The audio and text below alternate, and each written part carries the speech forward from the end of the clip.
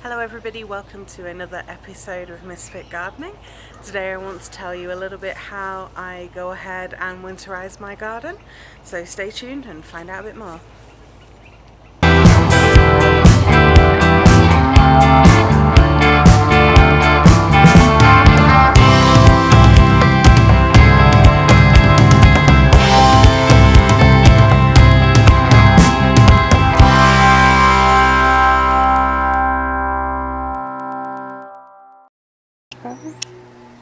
Alright, so this is part of our garden. It's a Sunday morning, so already we've got quite a lot of sun on here. You can see we have a lot of leaves which are falling from our tree here, and it's just already starting to blanket. So we've still got chard and things. I mean, you can see where it's had the frost get it already. Kale's doing well.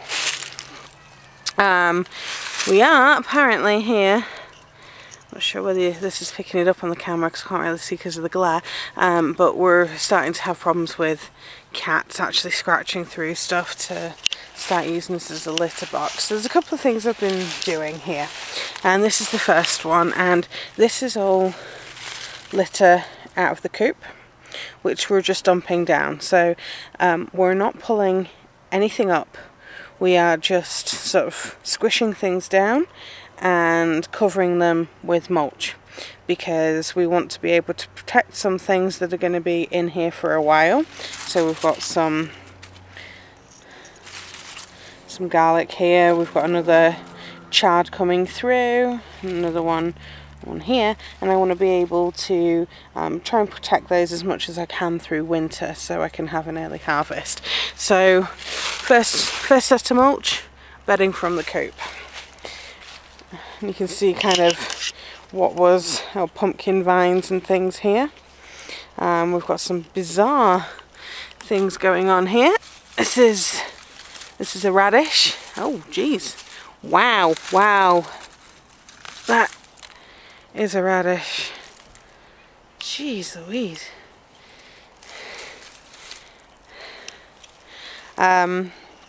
What else have we got going on here? So this is November, and we've had a few frosts, but we still have some tomatoes and things that are trying to ripen. So I've not brought in the green tomatoes yet. I'm just hoping that the last of the sunshine here is going to ripen them up. So this is the next thing that we put down, and this is leaf mould. And this is one of those things that I've not really heard anybody sort of talk about in the US. Yet whilst I was over in the UK and I was talking to my dad, you know, what things can you do with leaves? And the first thing that my dad suggested was leaf mould. It's a very common thing in the UK, and it's really easy to do. Still bits of leaves and things here, but it creates this wonderful light, airy soil amendment that's very rich in humus, and the worms and things really like it and help take it into the soil, and it can really improve soil and structure and things over time. And it's essentially what happens when leaves fall on the ground in forests and things. So we've got leaf mould here in this one particular area because we didn't have lots of it. It actually takes quite a lot of leaves, and when they rot down they produce this leaf mould. We've got, unfortunately it's kind of got covered in trash from the garden because we've actually got an open fence line at the top here. But the next thing that we have on the mulch front, I can get rid of the garbage, is just shredded leaves and grass clippings. So this has come from the final grass cut of the lawn for fall, and again we've just kind of gone and popped that on top. Bits of bark and more garbage here. Oh, this is very annoying. And then moving further down, we've got more chicken coop bedding, and I was reading a wonderful post by another garden blogger who, this is all she does. She just puts all of the bedding from the coop down. And here we go, we've got another one. This is actually around our Brussels sprouts, which unfortunately, I don't know if you can really see in there, but we've got a slight aphid problem on these, and as much as I'd love to let the chickens come through and kind of peck through things, they will destroy those. But I digress. So she uses all of the bedding from the coop on her gardens, and whilst she leaves it over winter, because she lives further north than what I do, she's able to let it rot under the snow and then till it in, and after a month or so she tills it in again, to be able to get it to fully function and things. So, you know, we've got kind of bits of the actual chicken manure, we've got the straw, we've got the sawdust and things, which I'll help break down. We've got more shredded leaves and grass all over here as well, to be able to pull things together. Alright, so you can see we have a large quantity of leaves which have been dropped, and each year I like to reuse as much as possible in the garden. So the leaves last year got placed onto the garden bed itself, and they're also going to be going into leaf mould as well.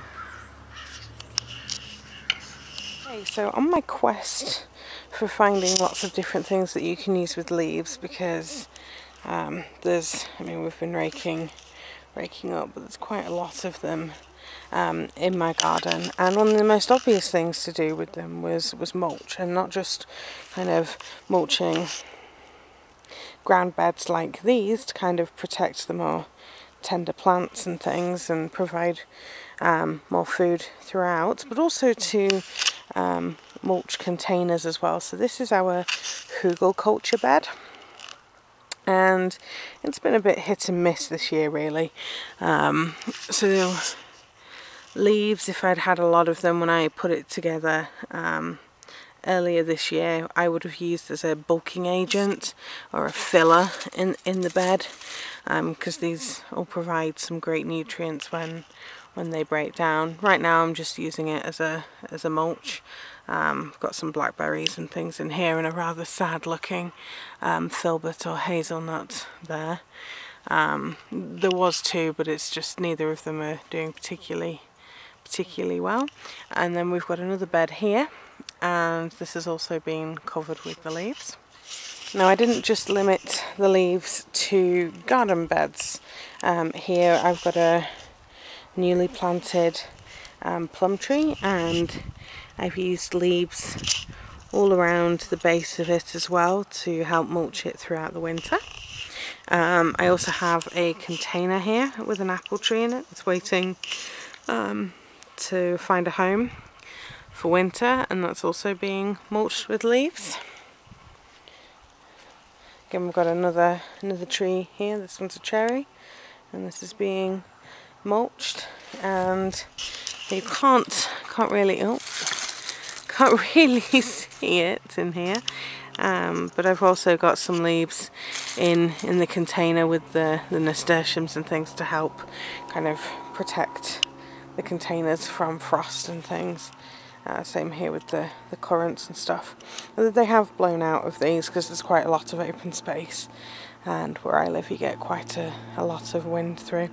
But it's been really good so far each year that I've used the leaves to cover the beds and try and reduce weeds and things. Okay, and here's one of our apple trees that we're trying to help get a good ground setting for. This is a dwarf Granny Smith, and just kind of how we would in a forest situation.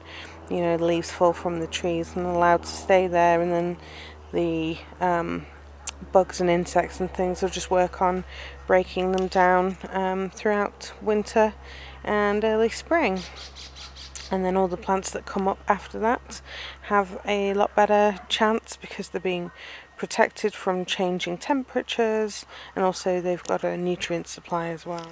Over the fence you can see we've started adding leaves to the beds that we've created. So we've re-established some borders that we have through here, and we've done that to help suppress the weeds that are forming down here, because there's quite a lot of grass, so we don't really want that encroaching through.